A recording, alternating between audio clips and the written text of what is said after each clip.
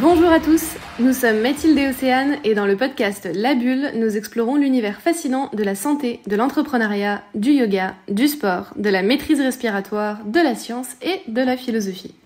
Ces trajectoires singulières nous ont conduites à croiser des figures incroyablement passionnantes. Chaque semaine, à travers ce podcast, nous souhaitons partager ces rencontres et mettre en lumière les voix qui nous ont influencés. Plongez avec nous dans ces conversations inspirantes.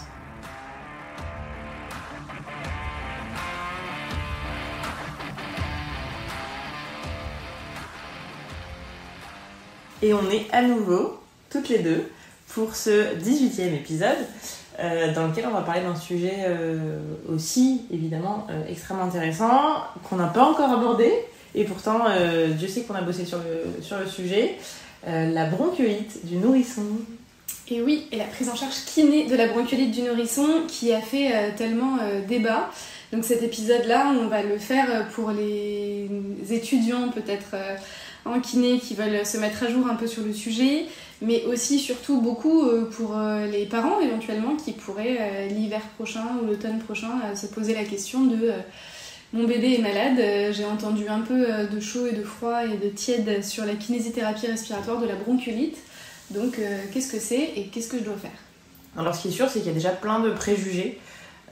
Déjà, je sais pas toi, mais moi, 100% du temps, quand je dis que je fais de la kiné respiratoire, 100% du temps, les gens pensent que c'est « Ah oui, le truc là, sur les bébés, avec les bébés. » Donc c'est quand même un truc qui... Je sais pas si c'est un truc de communication, si ça a été voulu beaucoup à la télé, ou en tout cas, tout le monde a cette image-là. La kiné respiratoire, c'est pour les bébés. Et l'autre, fou, parce que c'est pas la partie la plus validée de ce qu'on fait. Chez l'adulte, on est au courant que pour la 3e cause de mortalité en France, la kinésithérapie respiratoire, ça sauve des vies, mais c'est vrai que c'est beaucoup plus populaire chez l'enfant, alors qu'on peut pas dire que c'est là qu'on fasse l'unanimité. Hein. Et puis très souvent, ça va avec « Oh là là, c'est horrible, moi j'ai dû emmener mon frère, mon fils, mon neveu, etc. On l'écrasait, il était tout rouge, il pleurait, mais bon, ça leur fait du bien, il paraît, mais bon... Il y a toujours un peu ce truc qui revient. Il y a quand même beaucoup de gens qui ont vécu cette expérience, plus ou moins traumatisante, et qui du coup ont forcément un a priori là-dessus, et qui ont entendu aussi par la suite que ah ben maintenant on fait plus ça, c'est interdit, hein. Ou alors le médecin il m'a dit que la kiné respi ça servait à rien, etc.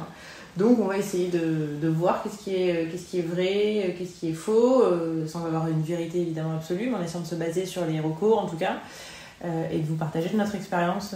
Donc je vous rappelle, pour ceux qui écoutent pour la première fois, Océ et moi on est kinésithérapeutes toutes les deux, et on s'est spécialisé très tôt dans le domaine respiratoire, et Océ a fait énormément de prise en charge et de prise en soin de bébés porteurs de la bronchiolite quand elle travaillait à Lille.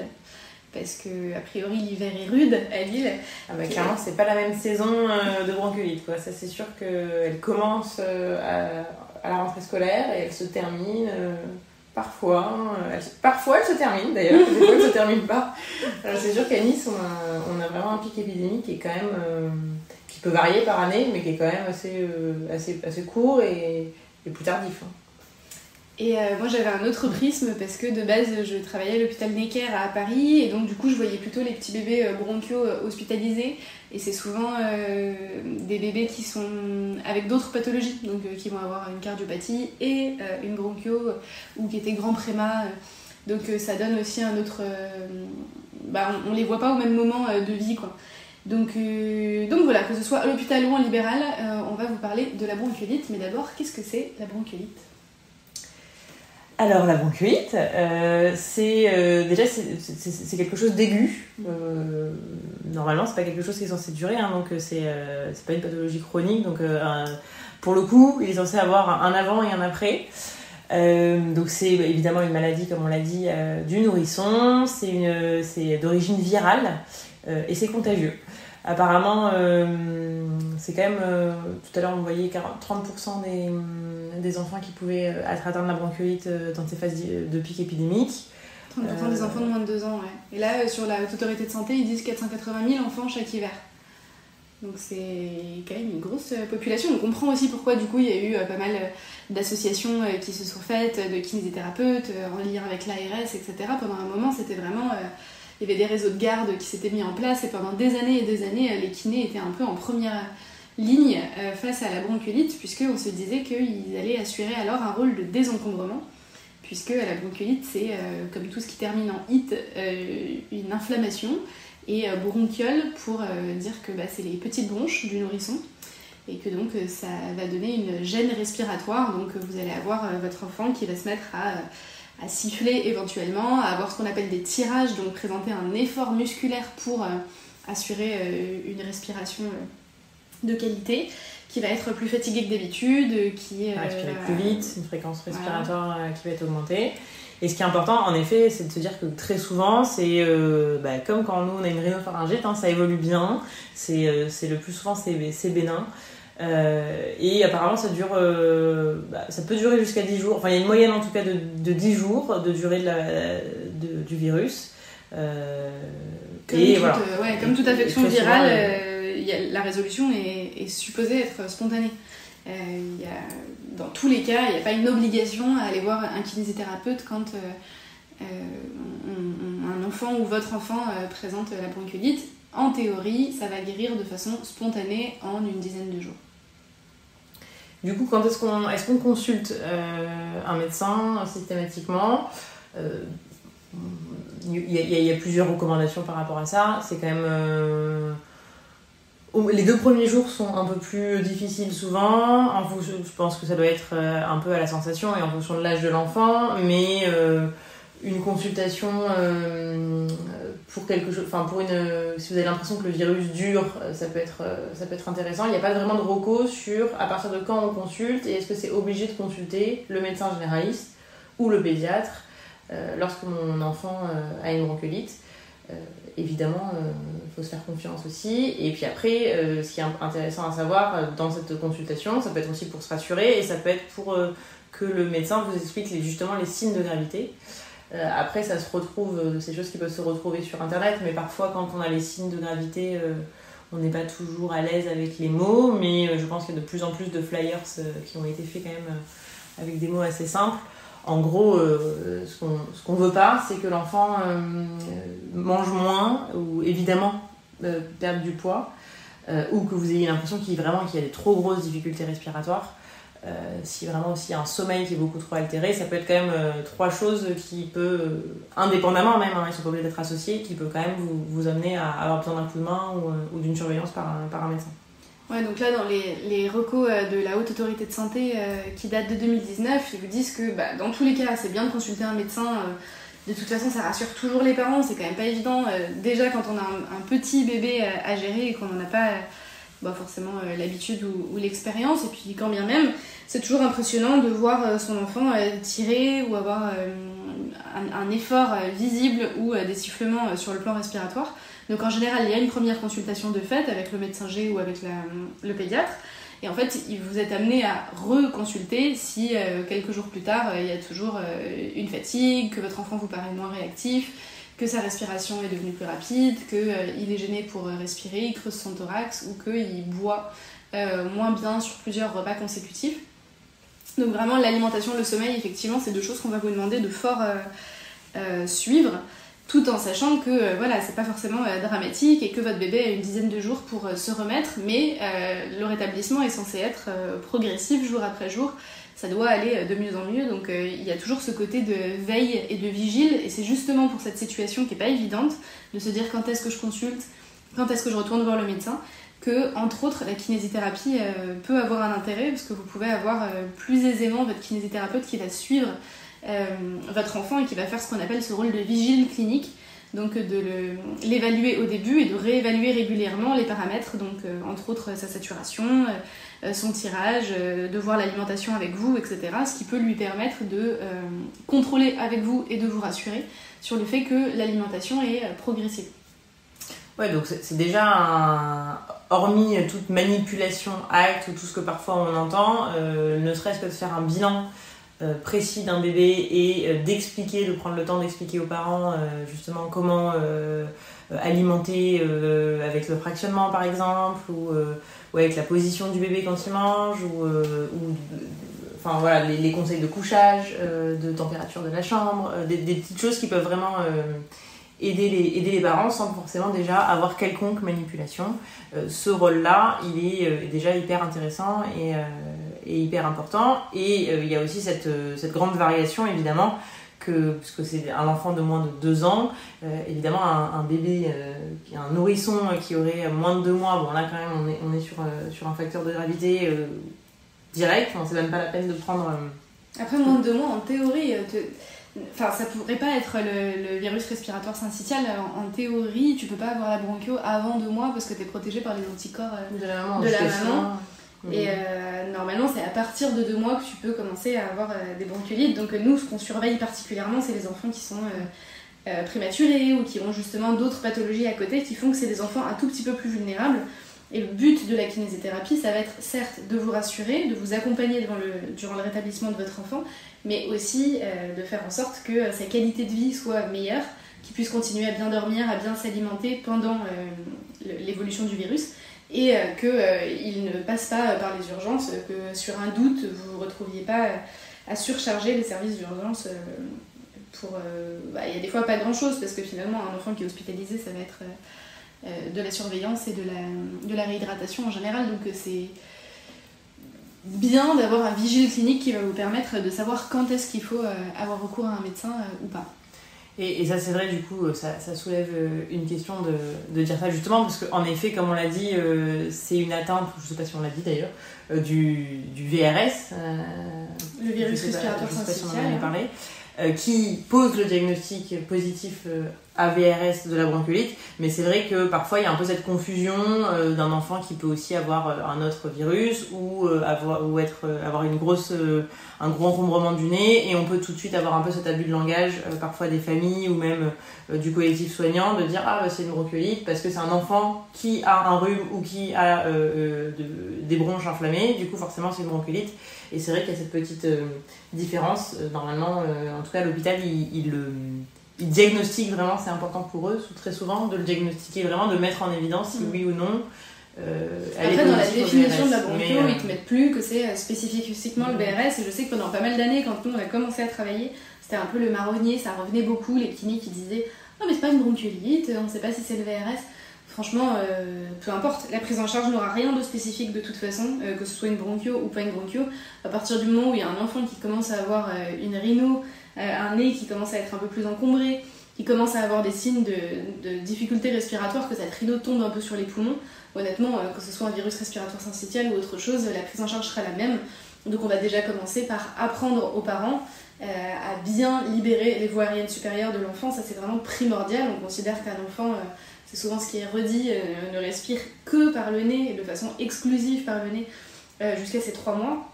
Alors en vrai, c'est pas tout à fait juste de le dire comme ça, et puis c'est pas comme si d'un coup il y avait la date anniversaire et qu'à 3 mois, bam, la respiration buccale était possible. Mais le rôle majeur de la respiration nasale est encore plus important chez l'enfant, puisque pendant sa tétée, pendant son alimentation, il a besoin de pouvoir respirer pendant qu'il s'alimente, comme n'importe qui, hein, mais...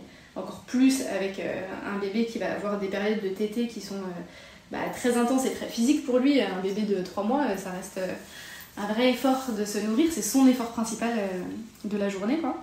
C'est aussi pour ça qu'on parle de niche écologique de l'enfant, et de dire qu'un bébé de 3 mois est fait pour globalement, ou moins de 3 mois, se nourrir et dormir, et que du coup on peut pas attendre de lui d'être capable de faire un marathon de pleurs comme ça peut être parfois le cas chez certains, avec certaines méthodes de kinésithérapie et avec certaines techniques, notamment d'augmentation du flux expiratoire, mais on va vous en reparler ensuite des techniques. Là, on va essayer de rester déjà bien sur la partie la plus importante finalement, si on devait garder qu'un seul geste, hormis la surveillance et le fait que le kiné soit là pour évaluer votre enfant, vous rassurer et l'accompagner. Évidemment, il y a le fait que ce soit un kinésithérapeute respiratoire qui vous apprenne à libérer les voies aériennes supérieures de l'enfant pour qu'il puisse bien s'alimenter, pour qu'il puisse bien dormir. C'est fondamental chez l'adulte de savoir respirer par le nez, et chez l'enfant encore plus. Et ça, c'est vrai que très souvent, alors c'est quelque chose qui est plus ou moins montré, je le savais avant pour l'avoir vécu et qu'on me le rapportait souvent. Je sais même plus maintenant si c'est toujours... si on l'apprend toujours à la naissance de l'enfant, comment on fait justement une désobstruction des voies aériennes supérieures.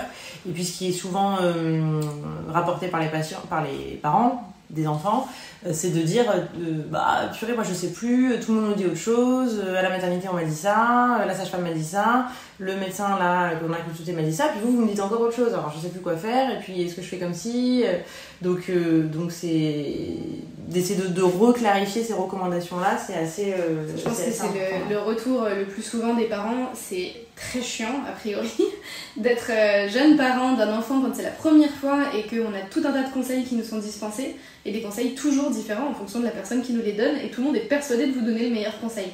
Donc notamment, nous ce qui nous intéresse, ça va être de vous parler vraiment de la physiologie pour que vous puissiez comprendre pourquoi on fait les choses, comment on les fait, et surtout vous posez toujours la question du pourquoi on dirait les choses de telle ou telle façon. Donc par exemple, vous pourriez entendre que pour nettoyer le nez d'un enfant, il suffit d'instiller quelques gouttes et de mettre quelques petites gouttes de sérum au niveau nasal. Alors ça a été très bien validé chez l'adulte, les recommandations sont un peu moins claires et moins définitives chez l'enfant, mais chez l'adulte on sait que évidemment si on vient mettre un tout petit spray ou quelques gouttes dans la narine, on va humidifier les narines, mais en aucun cas on va permettre un drainage du cavum et de tout l'espace qui est derrière le nez, parce qu'en fait il faut bien voir l'anatomie aussi des voies aériennes supérieures, ça ne concerne pas que les narines. Et toutes les mamans et les papas d'ailleurs qui nettoient le nez régulièrement des enfants avec un grand volume le savent. Parfois on a l'impression que le nez est relativement clean, on injecte en douceur le produit, le sérum physiologique, et là on voit des trucs énormes et très crades sortir, mais parce que en fait c'est un vrai espace de stockage, donc on peut pas avec quelques gouttes pousser un ensemble muqueux ou un paquet de mucus qui viendrait obstruer l'arrière du nez. Donc comme chez l'adulte, on recommande, pour un adulte, c'est 240 ml. Je crois que je dis pas de bêtises, 240 ml, c'est 240 ml. 240 ml, c'est la bouteille de... nous, ce qu'on utilise, c'est un produit qui s'appelle le Respimer. Donc ça fait presque la taille d'un biberon. On met vraiment beaucoup d'eau dans le nez de l'adulte pour le nettoyer. Et chez l'enfant, chez qui, pareil, il y a plusieurs dizaines de centimètres cubes de cavum à nettoyer derrière au niveau des fosses nasales.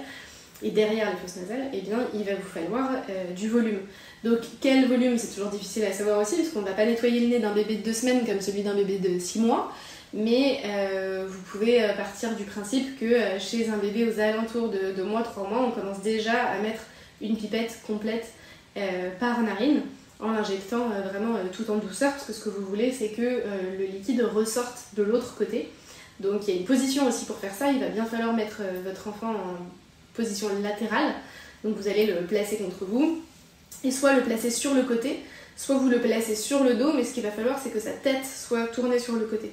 Donc nous ce qu'on utilise, c'est le réflexe de l'escrimeur qui nous avait été enseigné dans la formation au drainage autogène, où on nous apprend à nettoyer les voies aériennes supérieures en plaçant l'enfant sur le dos et en plaçant le bras opposé à nous, qui va être étendu sur le côté, ce qui fait que l'enfant va avoir tendance à regarder en direction de ce bras. Et là, avec notre avant-bras, on vient non pas appuyer sur la tête, mais vraiment créer un petit contre-appui pour l'empêcher de tourner la tête à nouveau, ce qui fait qu'il a la tête sur le côté et qu'on peut injecter en douceur du sérum physiologique, surtout pas de l'eau, ça je pense que tout le monde le sait, il faut que ce soit salé autant que le corps humain. Donc du sérum phy qu'on va injecter dans la narine supérieure et qui doit ressortir par la narine inférieure. Un petit détail qui change parfois tout et pour le coup qui est souvent oublié, c'est d'essayer d'avoir la température de l'eau, du sérum physiologique à température idéalement du corps de l'enfant. On sait que comme c'est en plus une infection d'hiver, selon là où les pipettes sont stockées, parfois il fait froid et l'enfant en fait va juste pleurer de recevoir, ce qu'on peut comprendre, sans avoir compris d'un coup de l'eau froide à l'intérieur du nez qui peut être un peu en plus ou moins inflammatoire. Donc rien que ça peut changer. Et puis à partir du moment où malheureusement il y a une mauvaise habitude qui s'est prise, que l'enfant a pas du tout aimé que vous lui avez mis l'eau froide dans le nez, c'est sûr qu'il va être moins content à la prochaine. Donc dès le début, dans l'ambiance la plus douce possible, en expliquant évidemment au bébé et en ayant réchauffé, c'est très facile, hein, il suffit de garder dans la main la pipette un petit moment, dans la poche, dans le soutien-gorge. Ouais, et puis, pendant qu'on fait l'auscultation, pendant qu'on fait le bilan, pendant qu'on déshabille l'enfant pour pouvoir le regarder, faire le bilan, voire faire la séance. Parce que ça aussi c'est tout un sujet, mais on n'est pas obligé de commencer par dégager les voies aériennes supérieures de l'enfant avant de faire une séance. Dans tous les cas, c'est le geste le plus désagréable, que ce soit fait par les parents, que ce soit fait par le kiné, peu importe.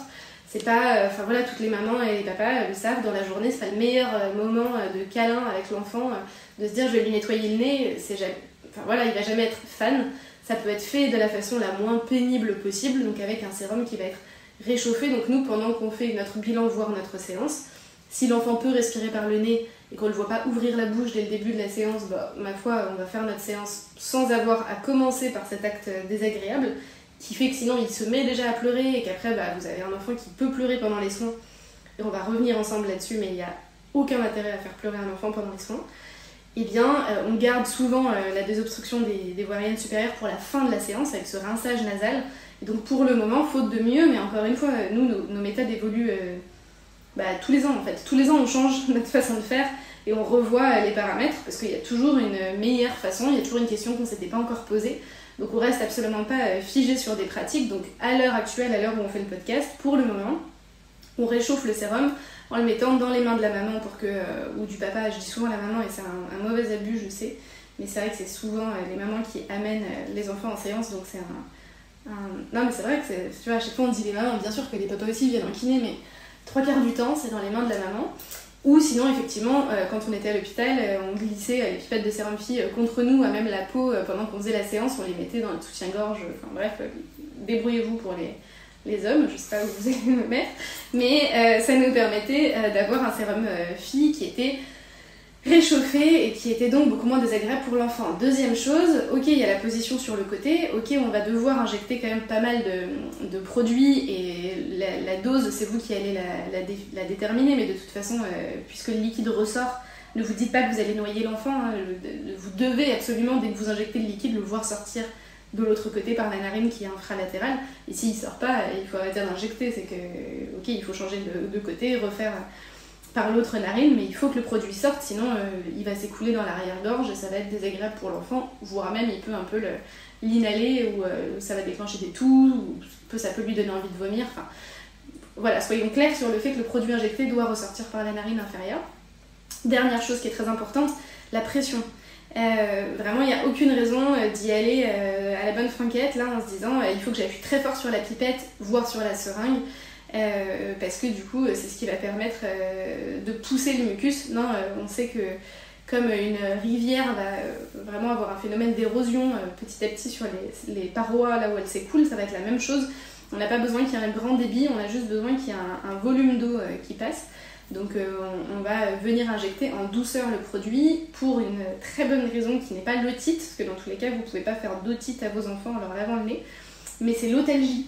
Et ça, à nouveau, ça se teste, hein, parce que c'est difficile de demander à un bébé est-ce que t'as mal à l'oreille ou pas. Faites-le sur vous. Prenez un respimaire, mettez le respimaire dans votre narine, appuyez un peu fort, voyez ce qui se passe. C'est horrible. Alors vraiment, si vous vous injectez de l'eau trop rapidement dans le nez, la pression sur le tympan, elle est horrible. Donc certes, ça fait pas d'otalgie, ça fait pas d'otite, mais ça fait une otalgie, ça fait très mal dans l'oreille. Donc on se retrouve avec des bébés qui hurlent dès qu'on les allume, dès qu'on les pose sur la table. Dès qu'on les allonge sur la table. Et donc du coup, évidemment, avec certes un grand volume, mais avec une basse pression et un liquide réchauffé. Par exemple, petite astuce toute bête, mais si vous utilisez des pipettes de sérum physiologique, il y a des petites rainures sur les côtés. Si vous placez vos doigts, vous poussez index sur les rainures pour presser la pipette, c'est plus facile justement de réguler ce débit et d'être moins violent. Essayez de le faire comme ça. Sur les rainures, ça freine un peu justement le débit qui pourrait être un peu plus rapide si on appuie directement sur la partie molle. Si votre bébé commence à être grand aussi et que vous vous dites vous êtes marrant, sur un bébé de 3 mois c'est facile, mais sur un enfant de 6-7 mois qui commence à avoir beaucoup de force, c'est un peu la galère. Il bouge la tête dans tous les sens et du coup j'ai peur de le blesser parce que quand vous cassez le petit embout en plastique de la pipette de sérum fille, il est un peu coupant ou il est un peu abrasif, je sais pas comment on peut dire, mais c'est pas hyper agréable. Donc nous, ce qu'on a acheté et ce qui coûte vraiment pas grand chose, que vous pouvez aller trouver en pharmacie, c'est des petits embouts en silicone que vous placez sur les pipettes, qui sont super doux. Et pour le coup, une fois que vous avez placé ce petit bout de silicone sur la pipette, c'est encore plus doux au niveau du confort des narines. Vous êtes sûr de ne pas blesser votre enfant et de ne pas vous retrouver avec un nez un peu sanguinolent parce qu'il a tourné la tête au moment où vous aviez enfoncé le bout de plastique. Alors, combien de fois on lave le nez de l'enfant par jour? Eh bien, toi tu dis quoi quand on pose cette question? Moi, il y avait plusieurs réponses. À un moment donné, je disais, essayez de vérifier est-ce que votre enfant est capable est-ce qu'il respire la bouche ouverte, est-ce qu'il est capable de fermer la bouche. S'il a la bouche ouverte, essayez de lui fermer et de voir si vraiment il se débat et que ça va pas du tout. Et après, quand tu vois l'enfant et que tu vois à quel point il a tendance à être pris, de dire, bon, évidemment, ce qui va être le plus important pour l'enfant, c'est de dormir et de manger. S'il est vraiment trop pris, que c'est un enfant qui est fort encombré des voies aériennes supérieures, de préconiser peut-être un lavage avant l'alimentation et avant le couchage, pour être sûr de nettoyer. Quand on va le faire par exemple après, alors ça paraît assez logique, hein, très souvent c'est ce que font spontanément les parents, mais c'est sûr que si vous faites un lavage de nez après le biberon, entre la position, le fait que ça risque de le faire tousser, ça peut en plus déclencher des petits vomissements, des régurgitations qui vont pas dans le bon sens.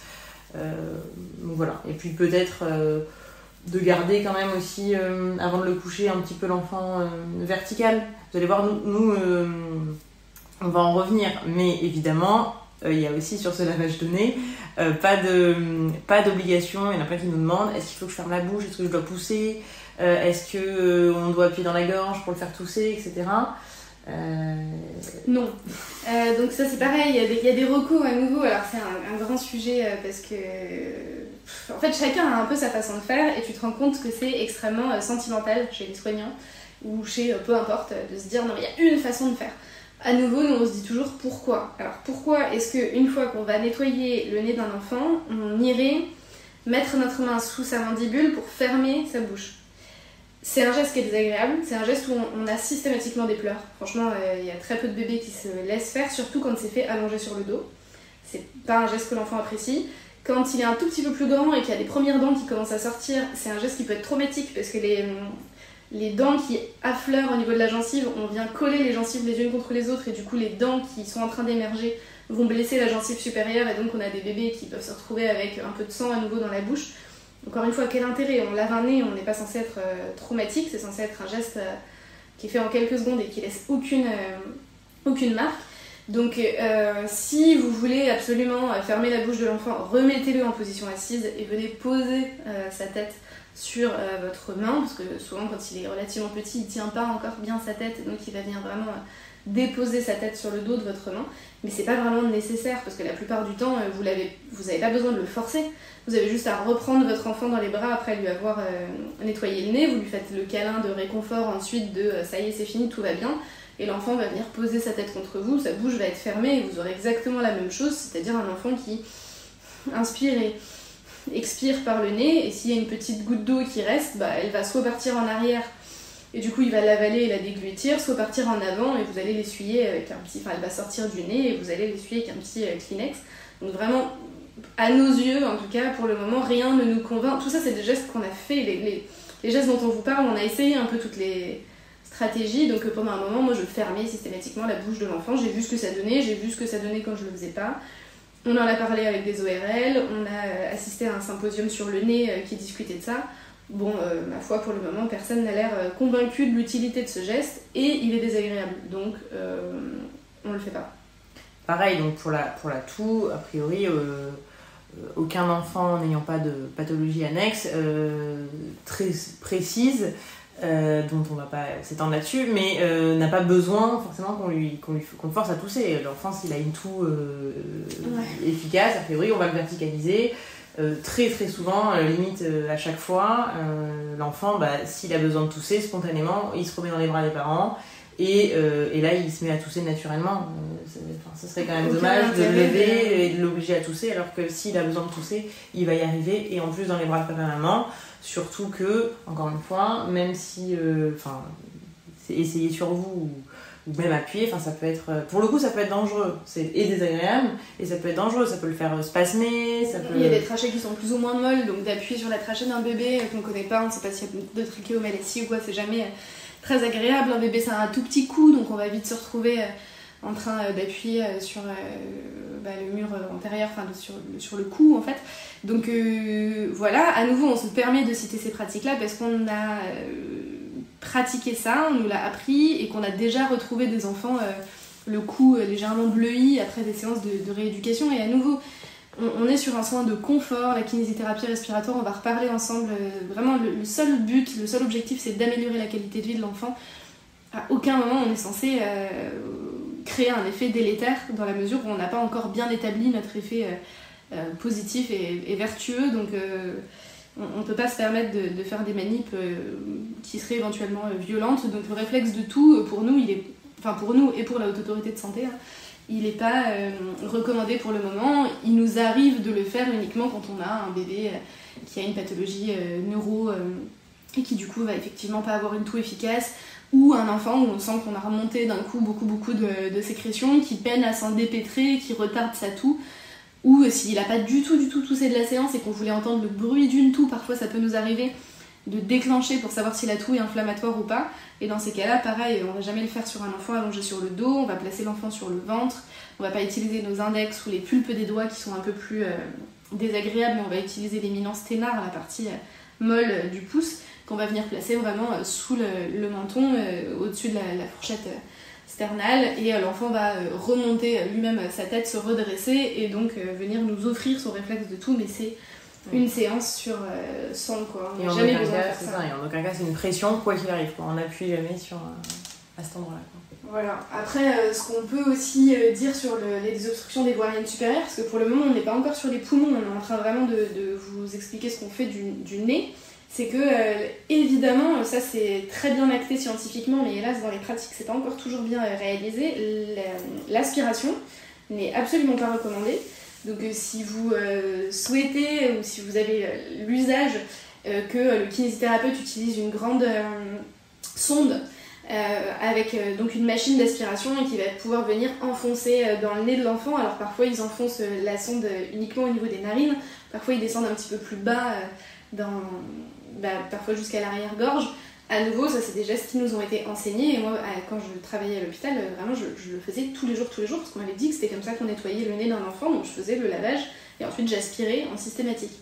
Et puis après on lit de la littérature, on lit des études, on regarde un peu les enfants, avant, après, quand on l'a fait, on s'aspire soi-même. Je pense qu'il faut toujours tester tout ce qu'on fait aux enfants sur soi, et on découvre que alors que non seulement c'est pas un geste qui est anodin, que c'est un geste qui déclenche de l'œdème et qui va venir aspirer et irriter la muqueuse de l'enfant, donc on va aller chercher 3 petites crottes de nez et on va avoir créé un œdème réactionnel pendant parfois plusieurs heures.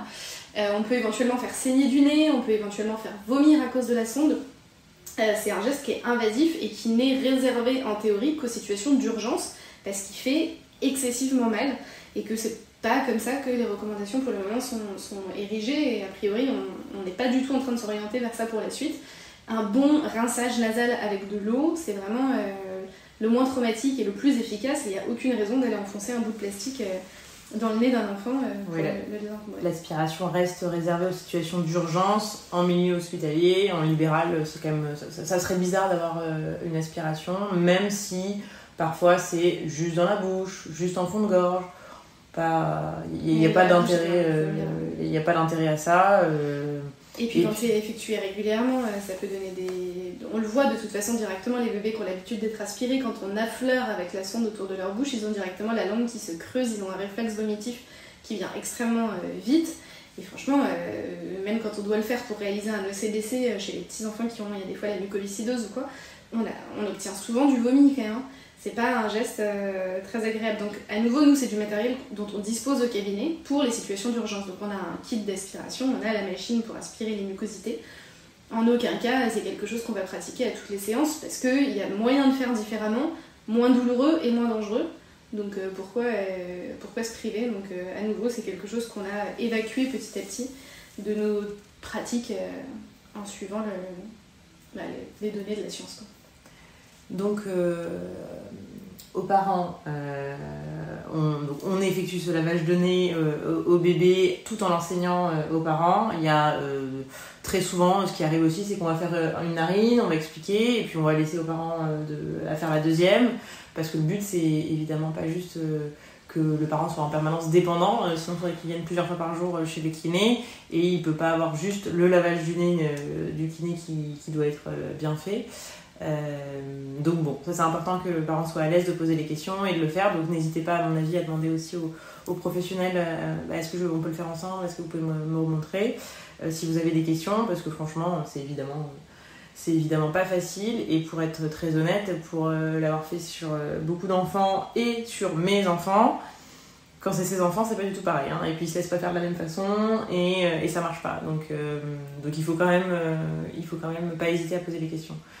Ensuite, évidemment, il y a ce fameux bilan qui est fait de...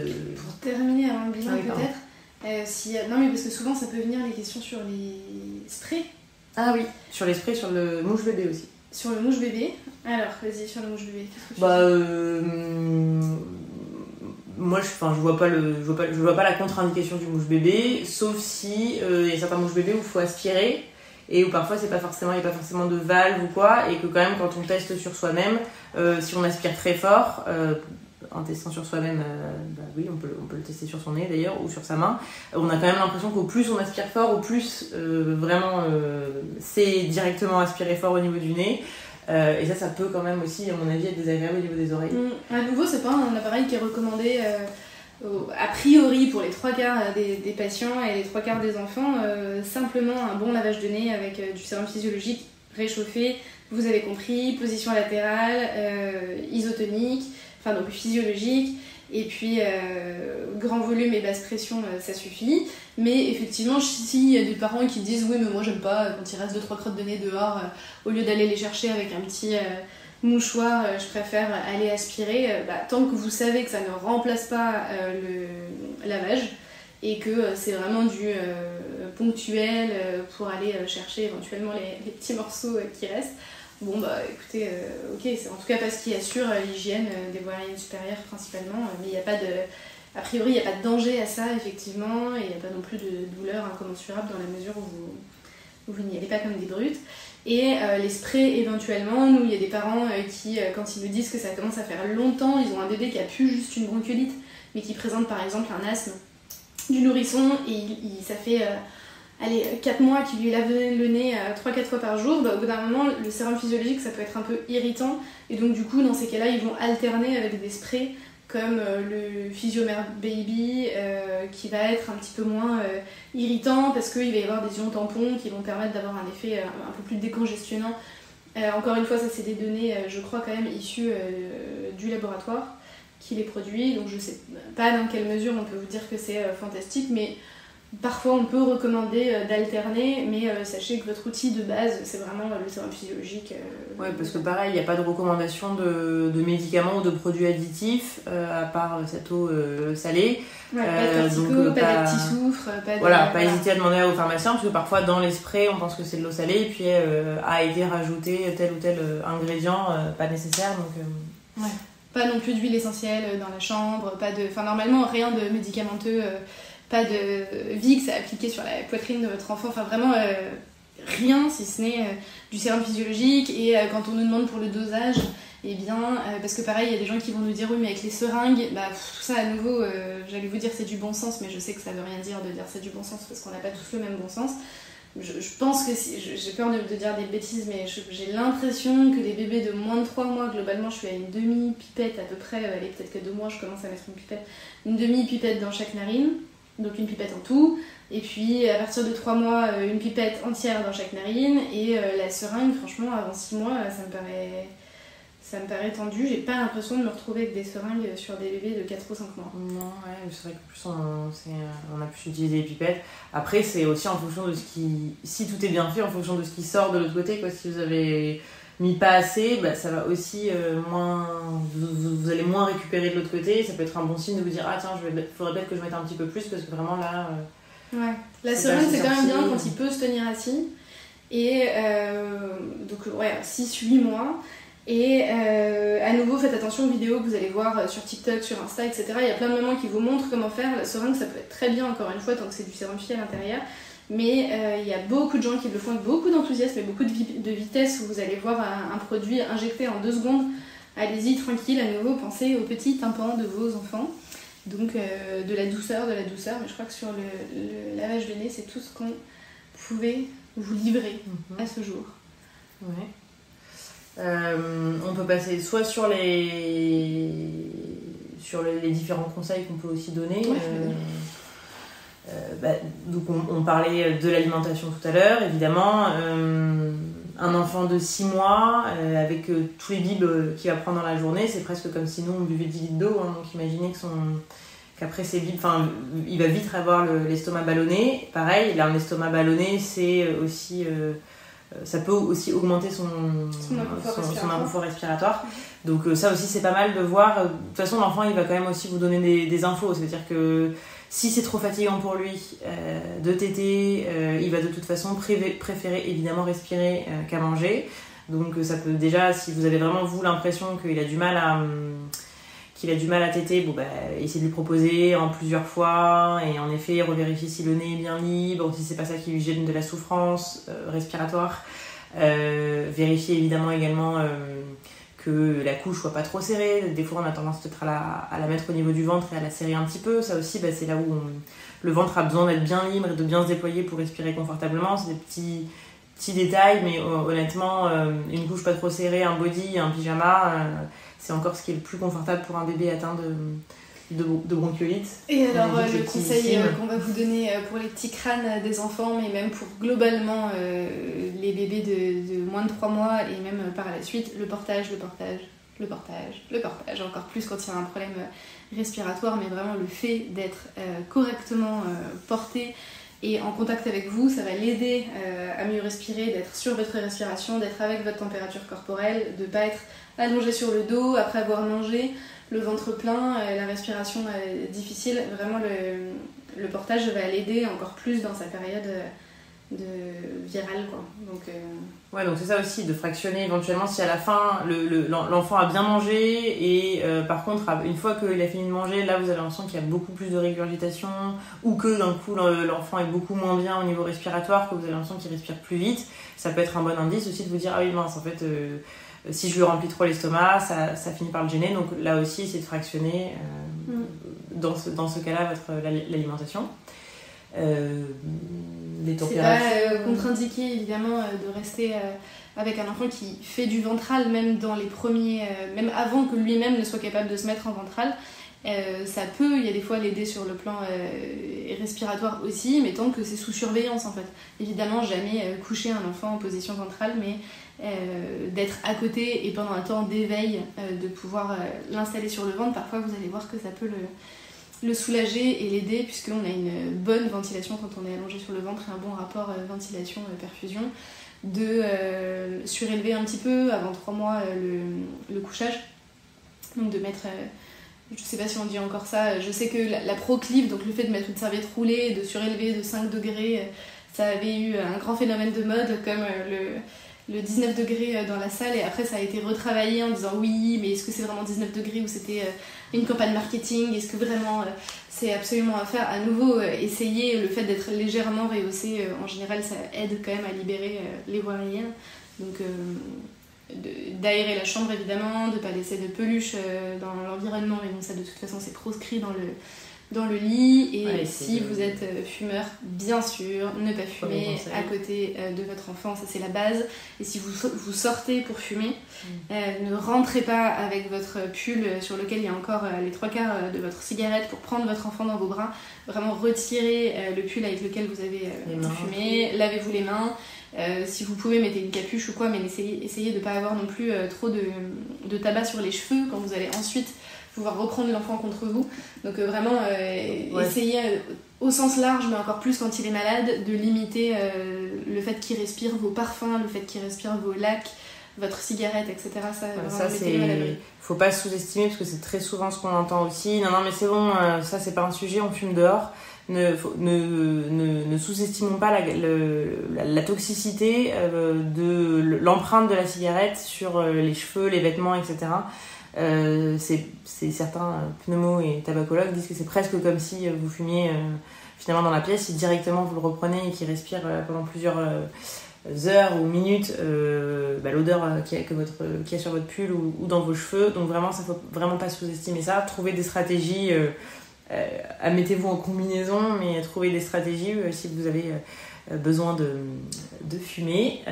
Et après, la meilleure stratégie, c'est évidemment d'arrêter de fumer. C'est un autre épisode. Et j'ai oublié de dire un truc tout à l'heure aussi quand on parlait des moyennes supérieures. J'ai aussi entendu un conseil qui est donné dans des gros hôpitaux. Là, en l'occurrence, c'était des potes à moi qui m'expliquaient qu'on leur avait dit à l'hôpital qu'il fallait nettoyer le nez de l'enfant et en même temps lui fermer la bouche. Donc ça, évidemment, non, mais à nouveau, essayez sur vous. Essayez de vous laver le nez pendant, je sais pas, le temps que l'eau coule, ça va durer 5-6 secondes, et en même temps, vous fermez la bouche. Vous allez voir que l'eau va passer dans votre gorge, alors que si vous ouvrez la bouche, l'eau va passer dans l'autre narine. Donc déjà, vous limitez la casse pour pas que l'enfant boive la tasse. Et puis vous êtes capable de bloquer votre respiration, et quand vous vous nettoyez le nez, vous savez que vous êtes en train de vous nettoyer le nez. L'enfant, lui, il subit, il comprend pas que vous êtes en train de faire un geste qui est pour son bien, il comprend pas pourquoi d'un coup il est bloqué, il peut pas bouger, et il a une quantité de liquide qui arrive dans son nez. Donc si en plus on peut le laisser tranquillement respirer par la bouche pendant qu'on lui lave le nez, tant mieux. Donc aucun intérêt de lui bloquer la respiration, parce que du coup s'il a envie d'inspirer, il va inhaler l'eau que vous étiez en train d'injecter. Donc vraiment compliqué de défendre d'un point de vue physiologique le fait de verrouiller la bouche de l'enfant alors même qu'on est en train de lui injecter de l'eau dans le nez, vraiment à éviter. Laissez-le respirer, et si vous voulez fermer la bouche après, mais on en a parlé, c'est pas indispensable. Bon, évidemment, il y a les conseils sur éviter qu'il y ait trop de doudou, enfin voilà, on aère, on nettoie, tout ce qui peut être, finalement, on est sur des bronches qui sont sensibles puisqu'elles sont inflammées. Donc on essaye d'éviter, pareil, même si vous avez l'impression que vous êtes... ce qui arrive souvent l'hiver, il fait froid, on chauffe, le fait de chauffer la maison a tendance un peu à la sécher. Vérifiez, essayez de tester, de voir si... Donc pareil, pas la peine d'investir dans un humidificateur, etc. Mais parfois de laisser sécher le linge dans la chambre de l'enfant, s'il n'y a pas une odeur trop forte de lessive, ou juste tout simplement vous mouillez une serviette, vous le laissez, des conseils de grand-mère de base, mais juste assurez-vous quand même que l'air ne soit pas trop sec. Ce qui peut arriver parfois, c'est des petits détails, mais tous ces petits détails peuvent aider à ce que l'affection se passe la plus douce possible. Et donc, hormis le rôle de vigile clinique, mais sur lequel quand même il faut insister, parce que voilà, vous, si vous avez votre bébé qui a une petite bronchio, vous n'avez pas forcément vu 100 000 bébés qui ont des petites bronchios, vous savez pas toujours, et c'est normal, vous dire est-ce que là c'est ok qu'il respire comme ça ou est-ce que là c'est un problème. Donc c'est bien d'aller voir quelqu'un qui va avoir l'habitude, qui va être disponible pour pouvoir le réévaluer et qui aura l'habitude de vous dire là sa fréquence cardiaque est normale, là sa fréquence respiratoire l'est ou pas, sa saturation l'est ou pas, les signes de lutte, est-ce que c'est un léger tirage ou est-ce qu'il y a un tirage diaphragmatique, un balancement abdominodiaphragmatique, tout ça c'est des termes où voilà, le kiné va pouvoir un peu évaluer les choses, et s'il y a besoin, et ce qui arrive très peu, c'est 1 à 2% des enfants qui sont hospitalisés, s'il y a besoin d'hospitalisation, il vous fera partir avec un courrier, avec un bilan précis qui spécifie l'intensité de la... qui spécifie l'intensité de la bronchiolite et son stade de sévérité surtout, pour savoir si c'est modéré ou intense ou une bronchiolite légère. Et donc passons au dernier sujet, parce que là vous avez eu tout le contexte et tout l'environnement qu'il va falloir articuler autour de l'enfant, mais ce qui va être intéressant aussi, c'est de savoir finalement, est-ce que quand j'emmène mon enfant chez le kiné, donc est-ce que c'est normal qu'il l'aspire? Vous avez compris qu'a priori plutôt non. Est-ce que c'est normal qu'il y ait des réflexes de toux? A priori, plutôt non. Et est-ce que c'est normal que mon enfant hurle pendant toute la séance? Honnêtement, non. Donc ça, c'est vraiment quelque chose sur lequel il faut qu'on soit très clair. Ça n'est plus normal qu'en 2024, il y ait encore des parents qui arrivent au cabinet en disant « J'ai peur de la séance, on m'a dit que ça allait être terrible, ou j'en ai déjà vu et mon enfant il était traumatisé, c'est pas normal qu'il y ait des enfants qu'on pose sur la table d'auscultation et qui se griffent le visage, qui hurlent parce qu'ils se souviennent d'un soin qu'ils ont déjà eu. » Ça n'est pas légitime, on ne peut pas continuer à dire que c'est classique que ça arrive. Il n'y a aucune raison que cette séance de ventilation, si ventilation il doit y avoir, soit inhumaine ou violente ou considérée comme un très mauvais moment à passer pour les parents ou pour l'enfant. Donc déjà, si les parents arrivent avec l'enfant et nous disent « je veux pas rester à la séance », c'est compliqué. Un enfant, il a besoin de ses parents avec lui, c'est son moyen principal de réconfort et de trouver un repère et des odeurs et quelque chose qui va le rassurer. Donc en théorie, il n'y a pas tellement de raison de faire une séance avec un enfant en bas âge en l'absence des parents. Et il n'y a pas non plus de raison qu'on pratique des techniques qui soient agressives. Donc normalement, vous ne devriez plus entendre parler des termes clapping. Ça devrait plus figurer sur aucune ordonnance et ça devrait plus être employé ni à l'oral ni à l'écrit, puisque ça fait près de 30 ans, un peu plus de 30 ans, que c'est une technique qui est interdite. C'est même pas, c'est pas recommandé, c'est le clapping n'est pas une technique efficace, donc c'est pas quelque chose à pratiquer. Donc le clapping, c'est mettre sa main en couple là, et venir faire des vibrations dans le dos de l'enfant en tapotant ou en tapant le dos. La bouteille de ketchup, et on entend aussi, en tout cas ça a été aussi contre-indiqué, tout ce qui est vibration. Ouais. Il disait ça aussi.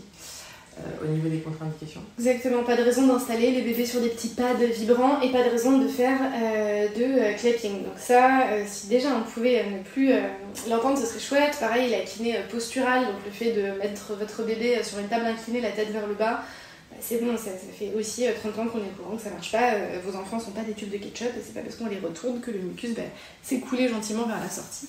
Donc pas de raison de retourner l'enfant. Dans les préjugés souvent associés à la rééducation respiratoire des enfants, il y a aussi toujours ce truc, oui mais bon il pleure, c'est parce qu'il comprend pas, ou puis bon, c'est pas grave, c'est pour lui qu'on le fait, ça va lui faire du bien, puis c'est pas grave, il va oublier, de toute façon c'est un bébé. Ça on sait que c'est faux, qu'il faut pas sous-estimer évidemment toute l'angoisse et le stress de la douleur. Ça je crois qu'on en avait déjà un petit peu parlé, de la douleur, en tout cas des pleurs qui sont souvent, comme tu le disais, je crois qu'on en a déjà parlé dans un épisode, en tout cas je suis quasiment sûre qu'on en avait parlé, quand tu racontais que finalement on pouvait complètement objectiver sur des critères physiques la douleur ressentie par l'enfant. Quand un gamin pleure, grimace, comme tu disais, se griffe le visage, il y a des signes très faciles qui montrent que non, en fait, c'est pas juste il pleure, il a pas mal, il sent rien, c'est qu'il se passe quelque chose et qu'on doit prendre en charge. Diplôme universitaire à Paris Descartes de pédiatrie, parce que finalement c'est encore un sujet qui fait extrêmement débat, la douleur de l'enfant. On se rend compte que jusqu'aux années 90, début 90, il y avait encore des enfants opérés à cœur ouvert sans anesthésie, qu'on enlevait les amygdales sans anesthésie, parce que c'est tellement facile de se dire qu'un sujet non parlant va être un sujet qui ne ressent pas. Et infant, ça vient de ça, un enfant, c'est un sujet qui ne peut pas encore s'exprimer. Alors il s'exprime par plein de façons pourtant, parce qu'effectivement il existe des échelles comme Evandel, comme FLAC, qui est une échelle qui va nous permettre de quantifier la douleur d'un soin. Donc c'est Face, Leg, Activity, Cry, Consolability. Donc, et peut-être que depuis il en existe d'autres. À nouveau, je n'ai pas mis à jour mes dossiers depuis au moins 2 ans. Donc je ne sais pas si ça a évolué ou est-ce qu'on évalue toujours avec Evandel et FLAC ou ça a changé. Mais il existe des échelles qui vont être donc une hétéro-évaluation, c'est-à-dire que c'est pas l'enfant qui peut s'auto-évaluer, c'est un adulte qui va évaluer la douleur d'un soin et qui, en fonction effectivement de la grimace du visage, de la tension au niveau des membres, de la rapidité à être consolé, va pouvoir faire un critère de est-ce que le soin est douloureux ou non. Si vous prenez une de ces échelles et que vous regardez une séance d'augmentation du flux expiratoire, c'est une technique qui n'est plus recommandée, donc c'est quand on met une main sur le thorax, une main sur le ventre, à nouveau on l'a pratiqué pendant des années, on ne la pratique plus, donc une technique qui vise à appuyer sur le temps expiratoire, sur le thorax de l'enfant pour augmenter en théorie la vitesse du flux et donc drainer des sécrétions. Donc est-ce que des sécrétions ont besoin d'être gênées et d'être drainées dans un contexte virale avec des bronches qui sont inflammées? Est-ce que quand on appuie sur le thorax d'un enfant, on est vraiment en train d'augmenter le flux ou est-ce qu'on est en train de fermer les bronches? Est-ce que quand on appuie sur le thorax d'un enfant qui hurle, on augmente du flux ou est-ce que ses cordes vocales sont tellement adductées pour générer un son, elles sont tellement serrées que de toute façon on n'est pas du tout en train d'augmenter un flux, on est juste en train d'augmenter des pressions intracrâniennes, des pressions intrathoraciques. Bon, toujours est-il qu'à chaque fois qu'on a essayé d'objectiver l'efficacité de cette méthode sur l'alimentation, sur le sommeil, etc., pour le moment, jamais aucune étude n'a réussi à montrer d'effets positifs. Par contre, des effets délétères ont déjà été prouvés.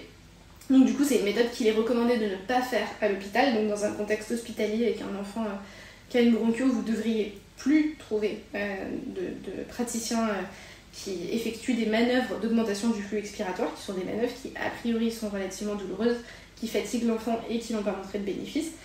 En revanche, il n'est pas recommandé de le faire en libéral, mais il n'est pas non plus recommandé de ne pas le faire.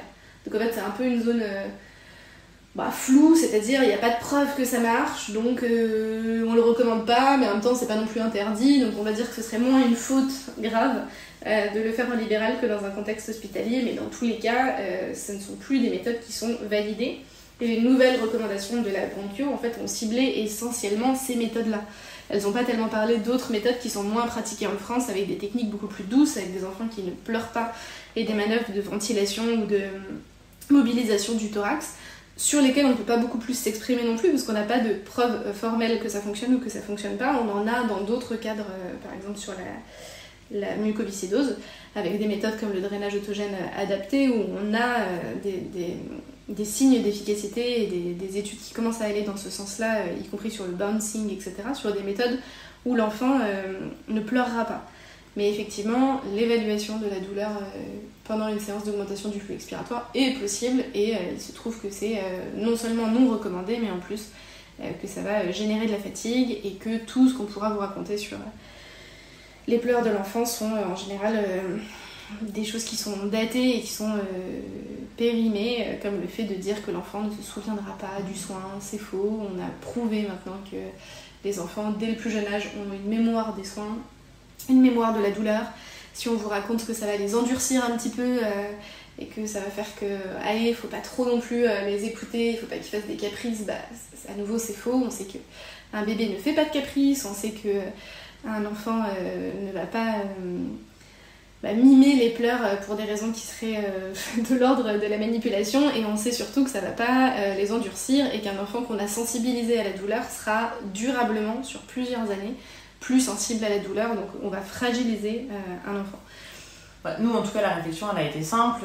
Une technique qui, physiologiquement, n'est pas vraiment pertinente pour améliorer les symptômes du bébé, et en plus qui est du coup a priori assez désagréable puisque l'enfant la supporte mal. La famille, évidemment, du coup c'est quand même assez dur aussi, elle supporte aussi très mal cette séance.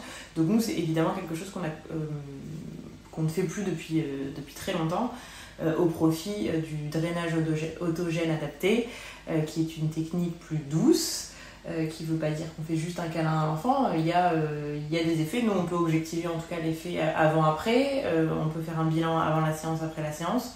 On est moins à l'aveugle aussi.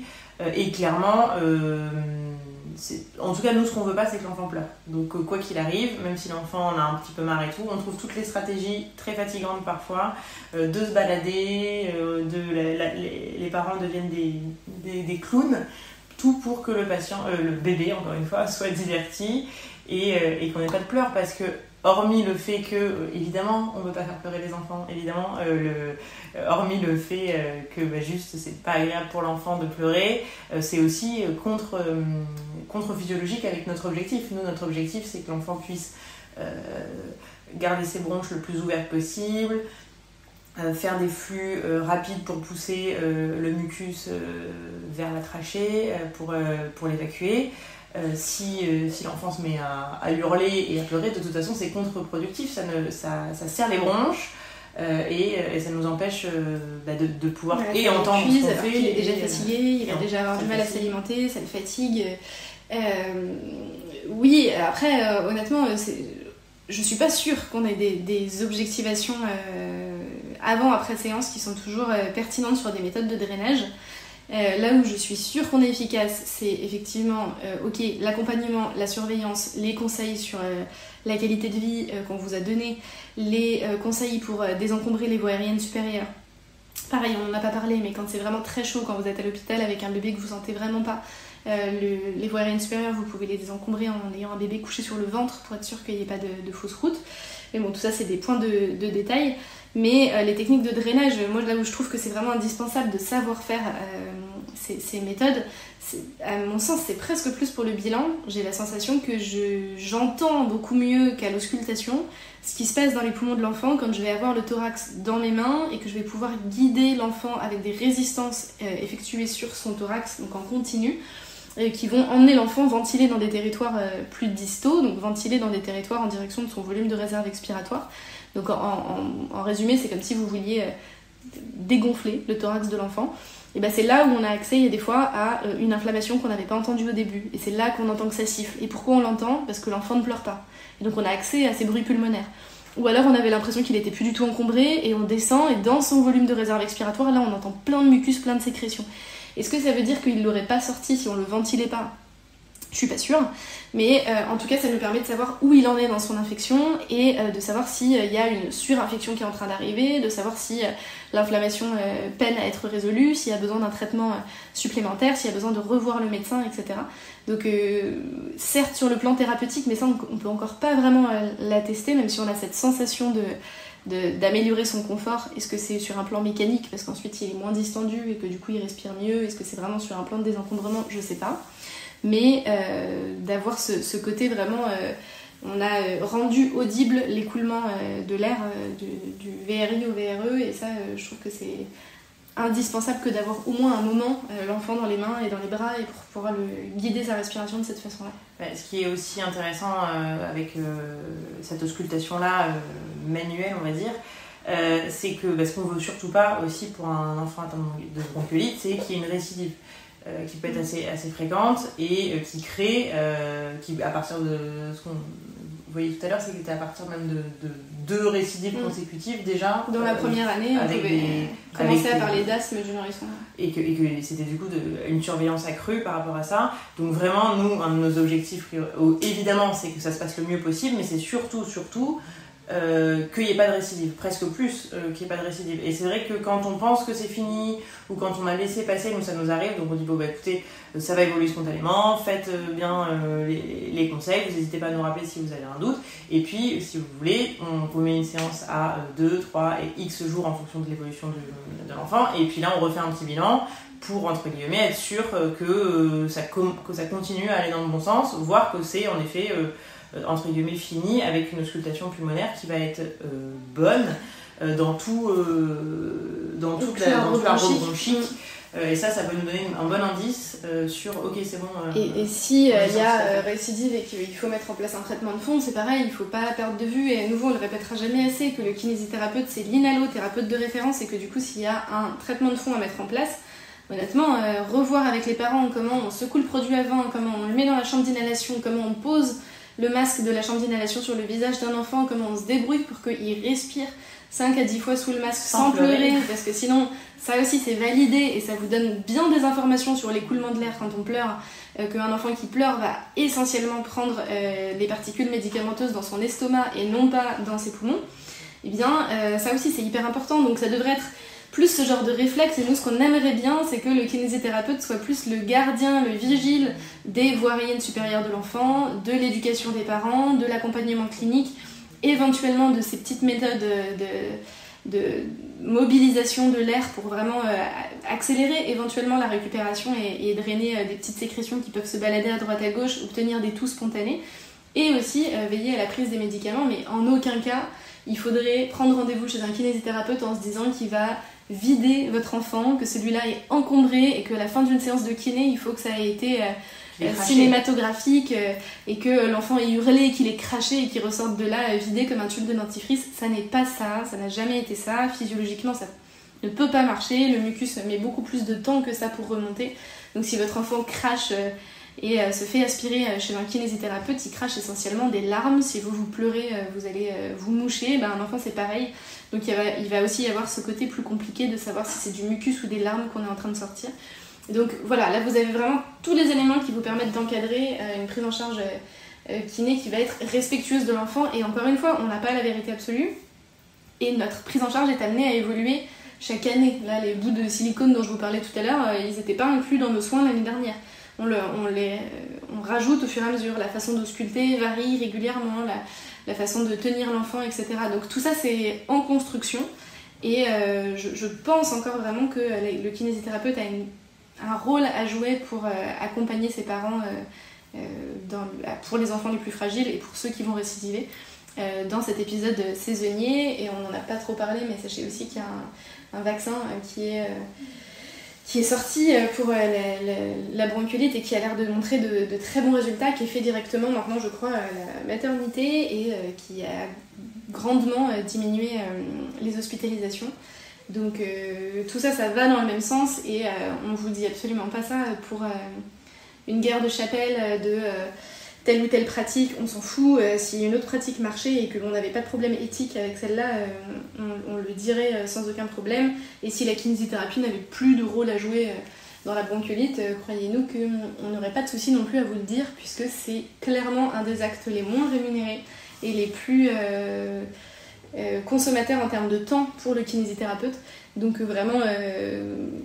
aucun intérêt pour nous de vous dire qu'on est pertinent dans cette affection. Simplement, je pense vraiment que effectivement, c'est le cas quand vous allez voir un kinésithérapeute formé à la prise en charge respiratoire. Ça nécessite évidemment, on le redira jamais assez, une formation respiratoire, une formation précise aussi sur la bronchiolite, sur l'enfant. C'est réévalué en permanence. Voilà, c'est vraiment trop vulnérable, c'est une trop belle confiance que les parents nous font en nous offrant la plus belle chose qu'ils ont, donc il faut qu'on respecte ça en étant le plus éthique possible, mais ça fera l'objet d'un autre podcast. De l'éthique et de veiller à ne pas être délétère avant même de penser pouvoir être efficace. Donc voilà, vous avez toutes les infos sur la bronchio, enfin tout ce dont on disposait en tout cas pour le moment. Si vous voulez des fiches pratiques, si vous avez besoin d'images, de listes un peu pour pouvoir suivre tout ça, franchement les recos HS sont hyper bien ficelés. Vous avez de nouveau des images pour vous dire comment nettoyer le nez, comment suivre la gravité, quels signes doivent alerter les parents s'il y a des apnées, etc. Donc voilà, que vous soyez parents, allez vous renseigner là-dessus, et que vous soyez kiné, c'est des bons documents à avoir dans vos salles d'attente. Et n'hésitez pas, comme d'habitude, à nous envoyer toutes vos questions et à échanger avec nous avec grand plaisir. Yes. À bientôt.